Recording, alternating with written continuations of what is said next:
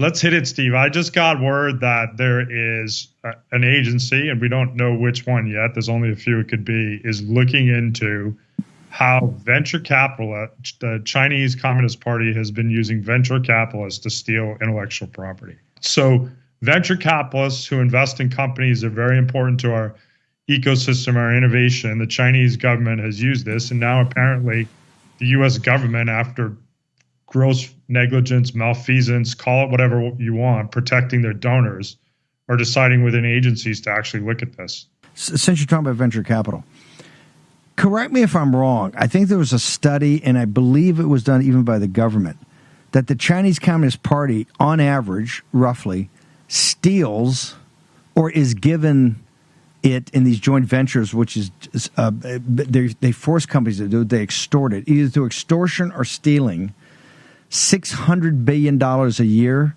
in intellectual property generated by American companies and or American universities. Am I close? Have you heard that number before? Because I heard the total number comes to almost $4 or $5 trillion of intellectual property has been stolen by the Chinese Communist Party or extorted in these joint ventures where they have to turn it over. Have you heard that number before, sir?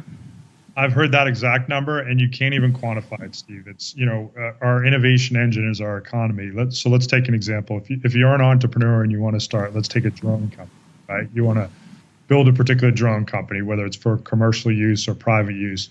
You go and you pitch venture capitalists, right? And some of those venture capitalists, like McConnell's brother-in-law's old company, IDG, Sequoia, some of the other ones had separate China subsidiaries.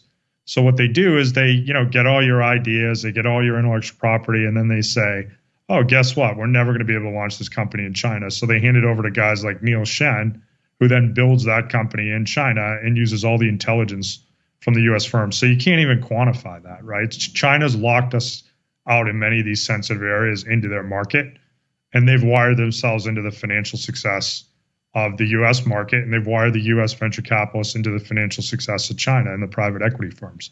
So $600 million is probably a safe number. The damage has been substantial that's been done to the U.S. economy through this important vehicle.